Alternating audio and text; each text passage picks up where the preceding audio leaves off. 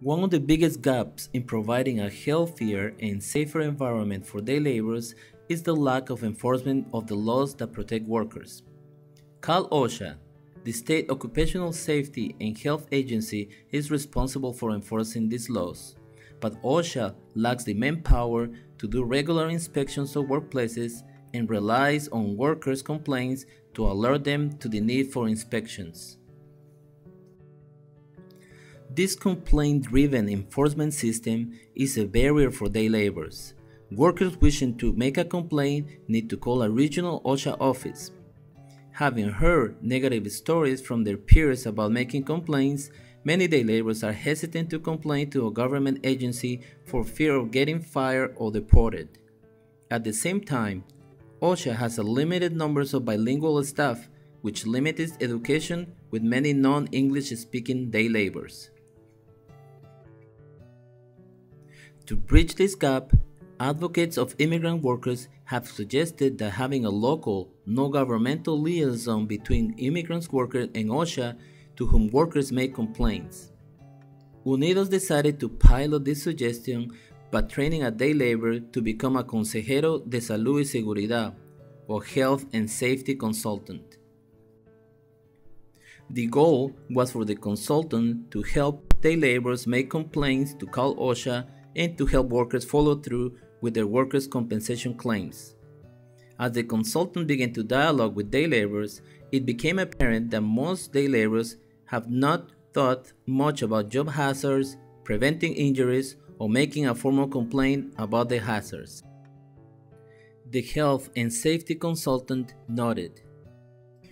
Nunca se mencionan cosas de salud y seguridad, pero si hago específicamente una pregunta acerca de esto, la gente habla como una de las cosas más importantes que afectan sus vidas, que afectan su habilidad de trabajar y vivir. Por esta razón yo pienso que hay necesidad de más educación para ayudarles a la gente a entender cosas sobre salud y seguridad y entender cómo les impacta en sus vidas. To raise awareness, the consultant began visiting different sites within the city where day laborers spend time, including the street corners, the Day Labor Center, the Guatemalan Embassy, day labor medical clinics, and other community-based agencies where day laborers look for jobs. At fixed sites, the consultant developed charlas, or short talks, on several topics and rotate through the talks during the regular site visits.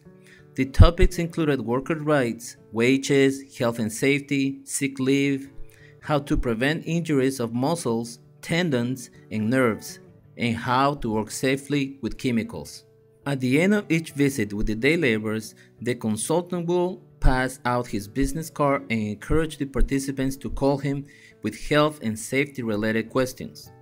In 14 months, the consultant received 150 calls.